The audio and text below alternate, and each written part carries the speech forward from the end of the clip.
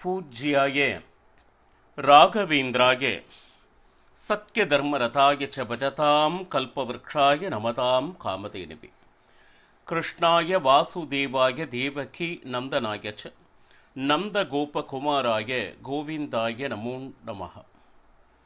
ஐந்தாவது வேதம் என்று போற்றப்படும் மகாபாரதம் பார்த்து வருகிறோம். பக்தர்களின் உடையன், பக்த பராதீனன், பக்த வக்ஷலன் என்றெல்லாம் போற்றப்படும் பகவான் கிருஷ்ணன், அவனை தர்மராஜன் யுத்தம் வேண்டாம், கடைசி பட்சமாக 5 கிராமங்களையாவது நீ தூதுவனாக சென்று கேட்டு வா என்று பணித்தான். அதை ஒப்புக்கொண்டான் பகவான் கிருஷ்ணன். ஆனால் கிருஷ்ணனுக்கு தெரியும், நிச்சயம் இது நடக்காது. எப்படி கேட்டாலும் துரியோதனிடமிருந்து எதையும் வாங்கி பெற முடியாது அப்படிங்கிறது பகவான் கிருஷ்ணனுக்கு ஸ்பஷ்டமாக தெரியும். பின் ஏன் தூதுவனாக வர வேண்டும் என்றால், அவன் எவ்வளவு பெரிய அதார்மிகன் என்பதை சபையில் உள்ளவர் அனைவரும் அறிய வேண்டும் என்று பகவான் கிருஷ்ணன் விரும்பினார். அப்போ பாண்டவர்கள் அந்த ஊரின் எல்லை வரை வந்து கிருஷ்ணனை வழி அனுப்ப குசஸ்தலா என்கின்ற கிராமத்திற்கு வந்தான். வழிநெடுக வரவேற்புகள், அனைவரும் கைகூப்பி என்னுடைய வீட்டிற்கு வர வேண்டும் என்று அனைவரும் அழைக்க, பக்தர்களாக இருந்ததால் அனைவருடைய அபிலாஷையும் நிறைவேற்றினான் பகவான் கிருஷ்ணன். அதுபோக இந்த விஷயம் கேள்விப்பட்டு அஸ்தினாபுரத்தில் திருதராஷ்டிரன் மிக பெரிய அளவுக்கு தோரணங்கள், ஆங்காங்கே மண்டபங்கள் இதையெல்லாம் நிர்மாணம் செய்து பகவான் கிருஷ்ணனுக்கு மிகப்பெரிய வரவேற்பு நடக்க வேண்டும் என்று அத்தனை ஏற்பாடுகளையும் செய்திருந்தார். காலையில் கிளம்பினான் குசஸ்தலா என்கின்ற கிராமத்தில். ஆனால் எவ்வளவோ ஏற்பாடுகள் அவன் செய்திருந்தும் என்ன சொல்லுது, தலை நிமிர்ந்து கூட அதை பார்க்கவில்லை. நேராக வந்தான். அனைவரும் எதிர் நின்று வரவேற்றனர் பகவான் கிருஷ்ணனை. அற்புதமான ஆசனம் அளித்து அமர வைத்து, அர்க்ய பாத்தியாதிகளுக்கு நீர் கொடுத்து குசலம் விசாரித்தனர். ஆனால் இது அனைத்தையும் ஏற்றுக்கொண்டு நேராக பகவான் கிருஷ்ணன் சென்றது விதுரனின் வீட்டிற்கு. அனைத்து வீடுகளிலும் பகவான் கிருஷ்ணனுக்கு உரிய விருந்தே தயாராக இருந்த பொழுதும், ஆனால் பகவான் கிருஷ்ணன் விரும்பி சென்ற வீடு எது அப்படின்னா அது விதுரனின் வீடு, பக்தனின் வீடு. விதுரனின் வீடு என்று சொல்வதை விட அவன் வந்ததோ பக்தர்களுக்காக, அவன் சென்றதோ பக்தனுடைய அந்த பக்திக்காக. விதுரனுடைய வீட்டிற்கு சென்று அந்த மதிய உணவை ஏற்றுக்கொண்டார். பின்பு குந்தியை சந்தித்து, குந்திக்கு என்ன சொல்லுது, பகவான் கிருஷ்ணனை பார்த்த உடனே கண்களில் நீர் ததும்ப கட்டி கொண்டாள். பாண்டவர்களை பிரிந்து பாருங்க எவ்வளவு மனசுல ரணத்தை வைத்திருக்கிறாள் குந்தி. அது அத்தனையும் அவளுக்கு சொல்லிக் கொள்ளக்கூட ஒரு யாரும் இல்லை. பகவான் கிருஷ்ணனிடம் அனைத்தையும் துக்கத்தை பகிர்ந்து கொண்டாள். யுத்தம் செய்ய வேண்டும் என்பதில் உறுதியாக இருந்தால் குந்தி. சும்மா அங்கு அமர்ந்து கொண்டு சமரசம் பேசிக்கொண்டு இனியும் இருக்க வேண்டாம். அந்த சபையில் நடந்த அந்த அதர்ம செயல், அதை பார்த்து எவரும் என்ன சொல்லுது, மனம் கசியாது, ஒரு வார்த்தை கூட திரௌபதிக்காக பேசாது ஊமை போல அமர்ந்திருந்தனர் கிருஷ்ணா அப்படின்னு சொல்லிட்டு அவ்வளவு ஆதங்கத்தையும் பகவான் கிருஷ்ணனிடம் சொல்லி முடித்தால், கதறினாள், சாஷ்டாங்கமாக வணங்கினாள். அப்போ ஆறுதல் வார்த்தைகளை குந்திக்கு சொல்லி துரியோதனன் வீட்டிற்கு வந்தான் பகவான் கிருஷ்ணன்.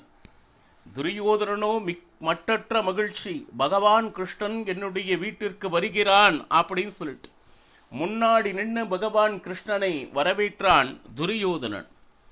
உடனே உள்ளே ஆசனம் அமைத்து அவனை அமர வைத்து, அர்க்யம் பாத்தியாதிகள், இது ஒரு யார் வீட்டுக்கு வந்தாலும் முதலில் ஆசனம் கொடுத்து அமரை வைத்து கை கால் அலம்பி அவர்களுக்கு முதலில் நீர் கொடுத்து அப்புறம் நீங்கள் நல்லா இருக்கீங்களா அப்படின்னு கேட்கறது இந்த விருந்தோம்பலுடைய முதற்கட்டம். அந்த காலத்தில் எல்லாருடைய வீட்டிலும் இது நடந்து கொண்டிருந்த ஒரு அற்புதமான ஒரு விஷயம்.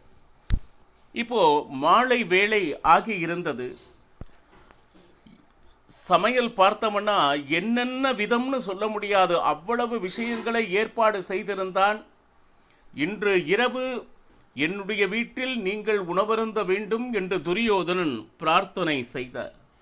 ஆனால் சங்கோஜம் சிறிதும் இல்லாது பகவான் கிருஷ்ணன், நான் நிச்சயமாக உன்னுடைய வீட்டில் அந்த விருந்தை ஏற்கப் போவது இல்லை. நாம் இதா சொன்னா அவன் இதா நினைப்பானா, அந்த மாதிரி எந்த எண்ணமும் பகவான் கிருஷ்ணனிடத்தில் இல்லை. மனதில் என்ன இருக்கிறதோ உள்ளதை உள்ளபடி சொல்கின்ற குணம் பகவானுடையது. அதுவும் பேசியது எப்படி அப்படின்னா, தயங்கி எல்லாம் இல்லை, இடி போல் பேசினான் அப்படின்னு வர்ணிக்கிறது. அது மட்டும் அல்லாமல் பாருங்க, அவனுடைய வார்த்தைகள் ஒவ்வொன்றும் பகவான் கிருஷ்ணனுடையது கம்பீரமாக இருந்தது, ஸ்பஷ்டமாக இருந்தது, எளியவனுக்கும் புரியும்படி இருந்தது அப்படின்னு சொல்லிட்டு. இப்போ இதில் இப்படி சொன்ன உடனே துரியோதனனுக்கு மனதளவில் கோபம் வந்தது.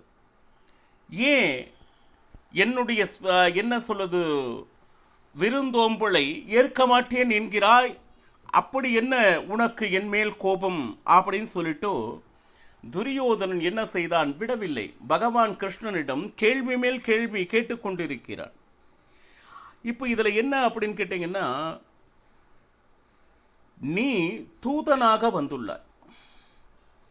நாம் என்ன பேசணும் அப்படிங்கிறது நாளைக்கு சபையில் பேசுறது. ஆனால் உனக்காக நான் இவ்வளவு ஏற்பாடுகளை செய்து வைத்தும் நீ அதை ஏற்க மாட்டேன் அப்படின்னு சொல்வது எந்த விஷயத்திலையும் சரியல்ல அப்படின்னு சொல்லிட்டு என்ன சொல்லுது துரியோதனன் சொன்ன பாருங்க. பகவான் கிருஷ்ணன் ஸ்பஷ்டமாக சொன்னான். என்ன அப்படின்னா, நான் எதற்காக வந்துள்ளேன் என்றால் பாண்டவர்களுக்கு தூதனாக வந்துள்ளேன். சரி, எந்த ஒரு சூழ்நிலையிலையும் தர்மத்தை சிறிதும் விடாதவர்கள் யார் என்றால் பாண்டவர்கள். அதுபோல ஒருவேளை உன்னுடைய வீட்டில் நான் உணவு அருந்தினால் அதற்காக அதனுடைய ருணம் அப்படின்னா கடன், அதற்காக நான் என்ன சொல்ல வந்தேனோ அந்த சாப்பிட்டோம் அப்படிங்கிற ஒரு காரணத்தை வைத்து நான் அதிலிருந்து விலக நேரிடும். இப்படித்தான் எல்லாரையும் சாப்பாடு போட்டு தன்வசப்படுத்தினான். உதாரணம் சல்யன். பாருங்க, வெகு தூரம் குதிரையில் வந்து கொண்டிருந்தவனை மிகப்பெரிய கூடாரம் அமைத்து, அது யாரது கூடாரம் என்று கூட தெரிவிக்காது உள்ளே அழைத்து அமர வைத்து சாப்பிட வைத்து, கடைசியில் பார்த்தால் அது துரியோதனுடைய விருந்தோம்பல் என்று அறிந்தவுடன் அவன் பிரார்த்தனை என்ன செய்தான், நீங்கள் என் பக்கம் இருந்து போரிட வேண்டும் அப்படின்னு சொல்லிட்டான். ஒன்னே ஒன்று, இவன் சாப்பிட்ட ஒரே காரணத்தினால் துரியோதனன் பக்கம் இருந்து போரிடம் ஒரு துர்பாகிய நிலை சல்யனுக்கு ஏற்பட்டது. ஏன்னா சாப்பிட்டால் அது ஒரு கடனாகிறது அப்படின்னு சொல்லிட்டு. சின்ன சின்ன ஆசைகளில் வீழ்பவன் நான் அல்ல துரியோதனா. ஏன் கேட்டீங்கன்னா, எப்பவுமே யாரா இருந்தாலும் எந்த பயமும் இல்லை. யாருக்கு? பகவான் கிருஷ்ணனுக்கு. அதே போல துவேஷமும் இல்லை. அந்த நிரந்தரமான கோபம் அப்படிலாம் ஒன்றும் இல்லை. அதே போல பணம் செல்வங்கள் கொடுக்கிறேன், அதற்காக தர்மத்தை வளைப்பவனும் நான் அல்ல. ஒரு சிலர் அந்த முன்னாள் விருந்தில், இல்லை அவன் கொடுத்த உபசரிப்பில், இல்லை அவன் கொடுக்கின்ற அந்த தான தர்மங்களில் மனதை லயிக்க வைத்து தான் எதற்காக வந்தோமோ அதை மறந்து துரியோதனனோடு உறவாடக்கூடிய சூழ்நிலை வந்துவிடும். அந்த மாதிரியெல்லாம் எந்த ஒரு நீ நினைக்கும் அளவிற்கு நடக்கவே நடக்காது என்பதை ஸ்பஷ்டமாக பகவான் கிருஷ்ணன் கூறினான். ஏன்னா ஒருத்தர் வீட்டில் சாப்பிட வேணும் அப்படின்னா நம்ம மேலே அவங்க மிகப்பெரிய பாசம் வைத்தவர்களாக இருக்க வேண்டும். பக்தியால் கூப்பிடும். இப்போ இல்லைன்னா ரெண்டாவது வேற யாருமே இல்லை, இப்போ எனக்கு சாப்பாடு போட அப்படின்னா அது வேறு. இந்த ரெண்டு காரணத்தை தவிர ஒருவர் வீட்டில் உண்பது இல்லவே இல்லை, நடக்கவும் கூடாது. இதில் அந்த ஊரே தன்னுடைய வீட்டிற்கு வா அப்படின்னு சொல்லிட்டு எல்லாரும் அழைத்து கொண்டிருக்கக்கூடிய ஒரு சூழ்நிலையில் யார் வீட்டுக்கு செல்ல வேண்டும் என்று பகவான் கிருஷ்ணன் நினைக்கிறானோ அவர் வீட்டுக்கு செல்லலாம். பாருங்க.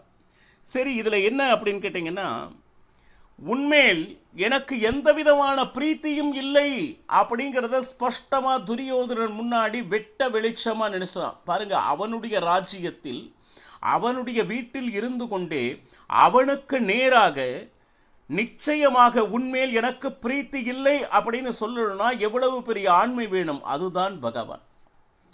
இந்த மறைச்சு பேசுறது அதெல்லாம் பகவான் கிட்ட இல்லை. அதெல்லாமே நீ இந்த விருந்தோம்பலை எல்லாம் நடித்து கொண்டு செய்து கொண்டிருக்கிறாய். உன்கிட்ட நிஜமான பக்தி இருக்கா அப்படின்னு கேட்டீங்கன்னா இல்லை. ஏன்னா என்னை பார்த்தா நிச்சயமாக உனக்கு பிடிக்காது. ஏன்னா உன்கிட்ட பிறந்தது முதலே பாண்டவர் மேலே துவேஷம் கொண்டிருப்பவன் நீ. கொஞ்சம் நினைச்சு பாருங்க. அப்படி இருக்கக்கூடிய பாண்டவர்கள் மேலே துவேஷத்தை வைத்திருக்கிற உன்னை எனக்கு என்றுமே பிடிக்காது. ஏன் கேட்டீங்கன்னா, உன்னுடைய வீட்டிற்காக சாப்பிடுவதற்காக வந்தவன் நான் அல்ல. கொஞ்சம் நினைச்சு பாருங்க. இந்த உலகத்தில் பாண்டவர்கள் கிட்ட ஏதாச்சும் இந்த ஒரு குறை இருக்கு அப்படின்னு சொல்றத நீ என்னைக்காச்சும் கேள்விப்பட்டிருக்கையா? ஒருவர் இல்லை, இருவர் இல்லை, இந்த உலகத்தில் இருக்கக்கூடிய அத்தனை பேரும் ஒருமித்த கருத்தோடு தர்மம் என்றால் என்ன என்பதனை பாண்டவர் மூலம் நாம் அறிந்து கொள்ள வேண்டும் என்கின்ற அற்புதமான வாழ்க்கையை வாழ்ந்து கொண்டிருப்பவர்கள் பாண்டவர்கள். ஆனால் பிறந்த நாள் முதலே அவரிடம் துவேஷம் என்கின்ற விஷத்தை கக்குகிற பாம்பல்லவா நீ. இந்த மறைவா நின்று பேசுறது அதெல்லாம் கிடையவே கிடையாது. நேருக்கு நேர். அதுவும் அவனுடைய வீட்டில் இருந்து கொண்டே நீ இதுவரையிலும் செய்தது என்ன? அப்போ நீ கொடுக்கக்கூடிய இந்த உபச்சாரங்களை நான் எப்படி ஏற்க முடியும்?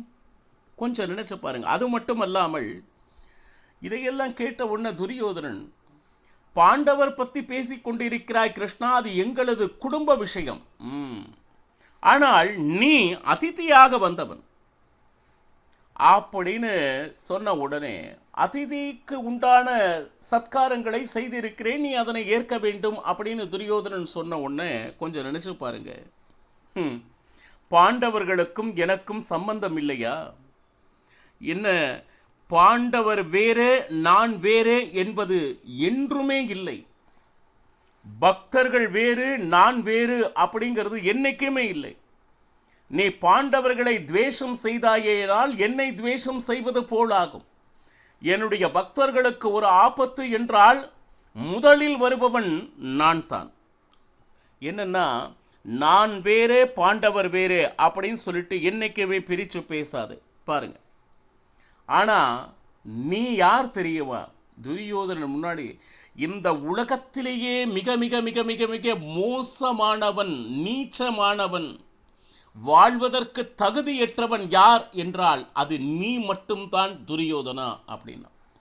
இதையை விட அவன் செத்து போயிடல.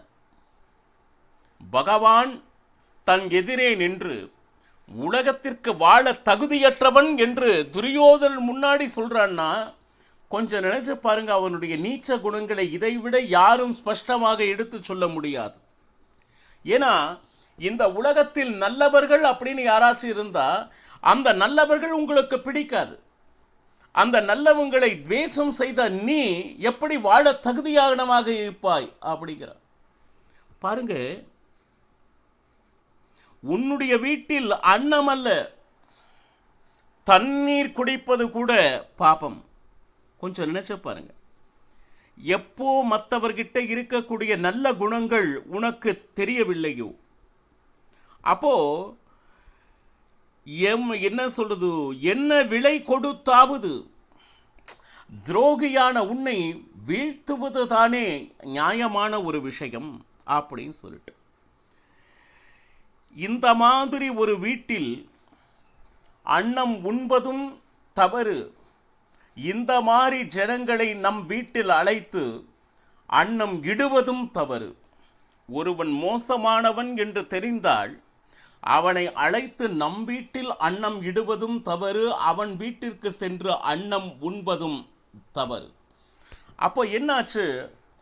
அன்னத்தினால் குணங்கள் பரிணாமம் ஆகிறது அப்படின்னு சொல்லிட்டு என்னமோ ஒரு சாப்பாடு தாரே அப்படிங்கிறோம். ஆஹா, நாம் உண்ணும் உணவே நம்மளுடைய குணங்களை நிர்மாணம் செய்கிறது. அதனால தான் எப்பொழுதும் பகவானுடைய பிரசாதத்தை ஸ்வீகாரம் செய்யுங்கள் அப்படின்னு சொல்றோம்.